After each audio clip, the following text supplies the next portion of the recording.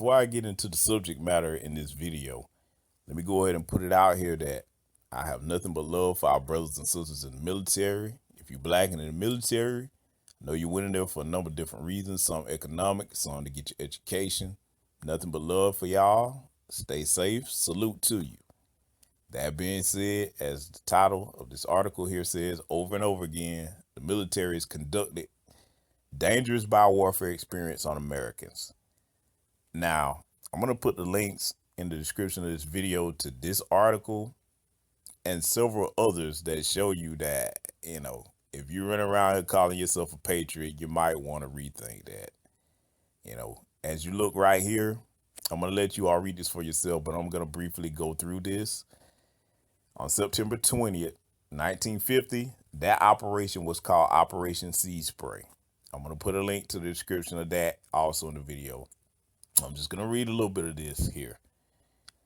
On September 20th, 1950, a U.S. Navy ship off the coast of San Francisco used a giant hose to spray a cloud of microbes into the air and into the city's famous fog. The military was testing how a biological weapon attack would affect the 800,000 residents of the city.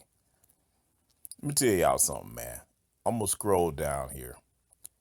This happened multiple times. They didn't just do this once or twice. See, let me show you something in this little section here.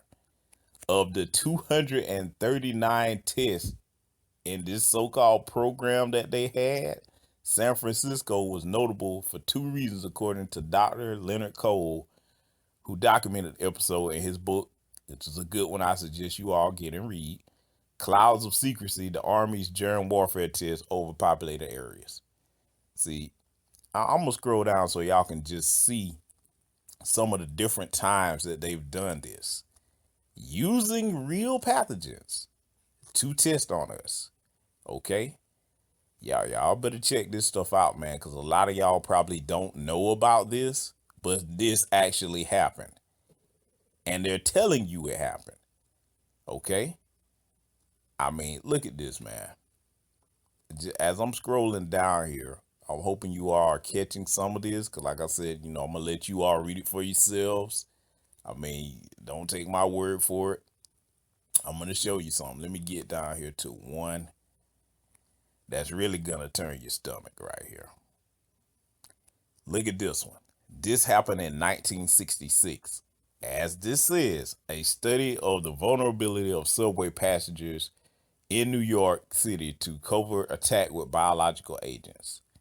They actually unleashed bacteria on people. And when you read through this article and see how insidious this shit was, fact of business, let me go ahead and show you what they were talking about doing right here. I'm going to read this real quick. Okay. In a field test called A Study of the Vulnerability of Subway Passengers in a New York City Covert Attack with Biological Agents, military officials tried to see how easy it would be to unleash biological weapons using the New York City subway system. They would break light bulbs full of bacteria on tracks to see how they spread through the city. Now look at this. If you can get trillions of bacteria into a light bulb and throw it on a track, as a train pulls into the station, they get pulled through the air as the train leaves. Cole says, traveling through the tunnels into different stations. Y'all see how they just sit here and plan this shit? Do you know how fucked up you gotta be to go along with something like this and you supposed to be a United States citizen? See, I'm gonna tell y'all something, man. These so-called elected officials that we have, they don't serve you and I. That's the way it's supposed to be on paper. They serve corporations. Okay? They serve corporations and politicians, particularly big pharma. So, as I said, I'm going to attach another video to this, or actually it's going to be some audio that's going to explain a little bit about Operation Dark Winter.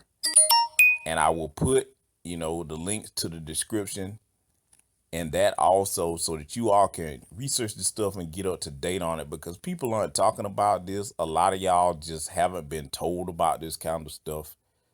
But I mean, I make it my business to keep up with just how insidious and dirty these motherfuckers are. Cause see, before I close this out and it gets to the second half of this video, this is why it's pretty stupid to be a white supremacist, especially if you're not in the elite upper class of the top 1%, because they don't give a fuck about them either, but they're too stupid to know that. They use them as pawns.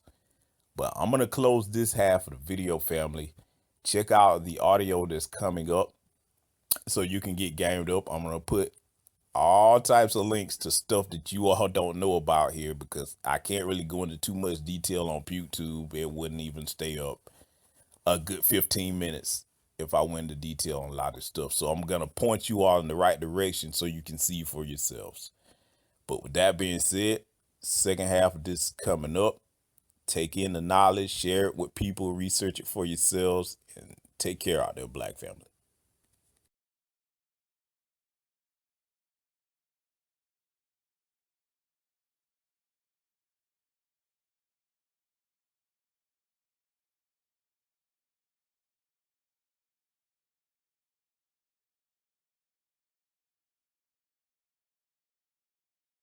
Operation Dark Winter was the code name for a senior-level bioterrorist attack simulation conducted from June 22, 23, 2001.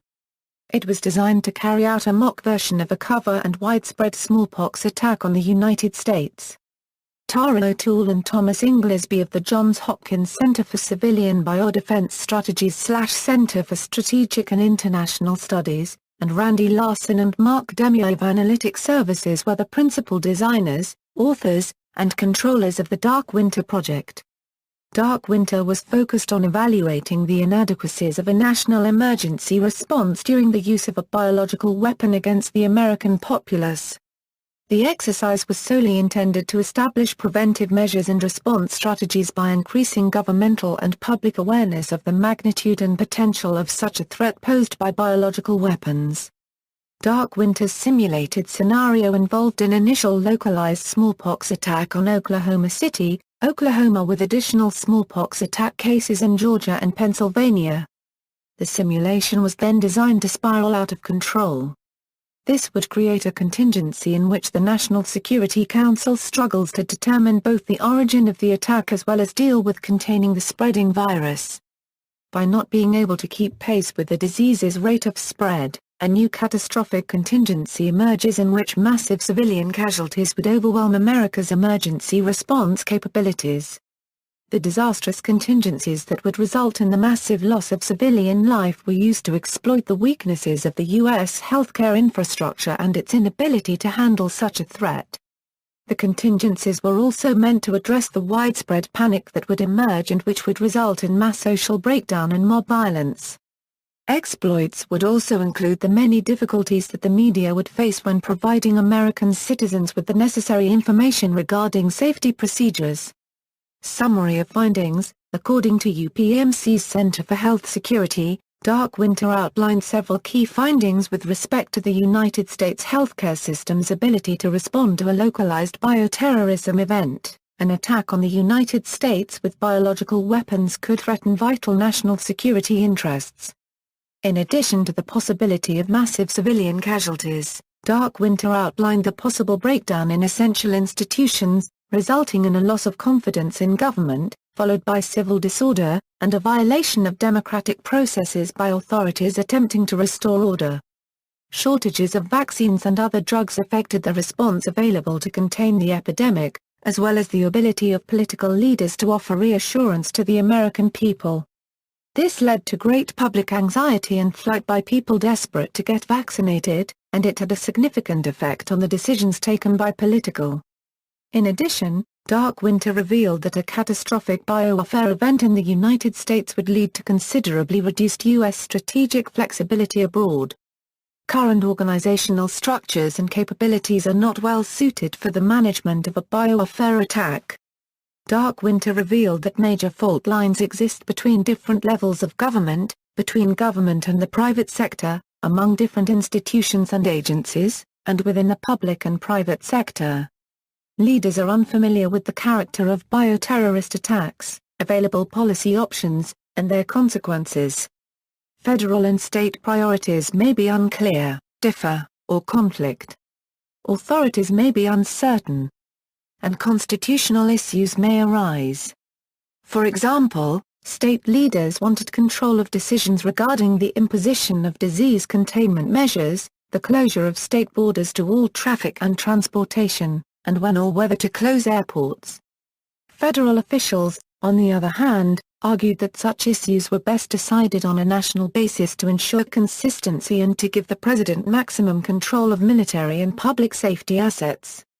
Leaders in states most affected by smallpox wanted immediate access to smallpox vaccine for all citizens of their states, but the federal government had to balance these requests against military and other national priorities. State leaders were opposed to federalizing the National Guard, which they were relying on to support logistical and public supply needs, while a number of federal leaders argued that the National Guard should be federalized. There is no surge capability in the U.S. healthcare and public health systems, or in the pharmaceutical and vaccine industries. The exercise was designed to simulate a sudden and unexpected biowarfare event for which the United States healthcare system was unprepared. In the absence of sufficient preparation, Dark Winter revealed that the lack of sufficient vaccine or drugs to prevent the spread of disease severely limited management options. Due to the institutionally limited surge capacity of the American healthcare system, hospitals quickly became overwhelmed and rendered effectively inoperable by the sudden and continued influx of new cases, exacerbated by patients with common illnesses who feared they might have smallpox, and people who were otherwise healthy, but concerned about their possible exposure. The challenges of making correct diagnoses and rationing scarce resources, combined with shortages of healthcare staff, who were themselves worried about becoming infected or bringing infection home to their families, imposed a huge burden on the healthcare system. The simulation also noted that while demand was highest in cities and states that had been directly attacked, by the time victims became symptomatic, they were geographically dispersed, with some having traveled far from the original attack site. The simulation also found that without sufficient surge capability, public health agencies' analysis of the scope, source and progress of the epidemic was greatly impeded, as was their ability to educate and reassure the public, and their capacity to limit casualties in the spread of disease.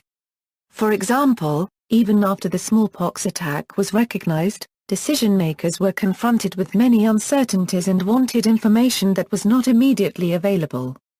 Without accurate and timely information, participants found it difficult to quickly identify the locations of the original attacks. To immediately predict the likely size of the epidemic on the basis of initial cases. To know how many people were exposed. To find out how many were hospitalized and where. Or to keep track of how many had been vaccinated. Dealing with the media will be a major immediate challenge for all levels of government. Dark Winter revealed that information management and communication will be a critical element in crisis consequence management. For example, participants worried that it would not be possible to forcibly impose vaccination or travel restrictions on large groups of the population without their general cooperation. To gain that cooperation, the President and other leaders in Dark Winter recognized the importance of persuading their constituents that there was fairness in the distribution of vaccine and other scarce resources, that the disease containment measures were for the general good of society, that all possible measures were being taken to prevent the further spread of the disease, and that the government remained firmly in control despite the expanding epidemic. Should a contagious bioweapon pathogen be used, containing the spread of disease will present significant ethical, political, cultural, operational, and legal challenges. In Dark Winter, some members advised the imposition of geographic quarantines around affected areas, but the implications of these measures were not clearly understood at first. In the end, it is not clear whether such draconian measures would have led to a more effective interruption of disease spread. What's more, allocation of scarce resources necessitated some degree of rationing, creating conflict and significant debate between participants representing competing interests. Key participants. In popular culture, Tom Clancy's The Division, a video game inspired by Dark Winter. See also, 2001 Anthrax attacks. References. External links: Operation Dark Winter, shining light on a Euro-OE dark winter or a Euro-local response to a national threat, preventing a Euro-OE dark winter or a Euro-CNN, dark winter and lack of USA preparedness. Dark winter teaches bioterror lessons. Dark winter at Source Watch.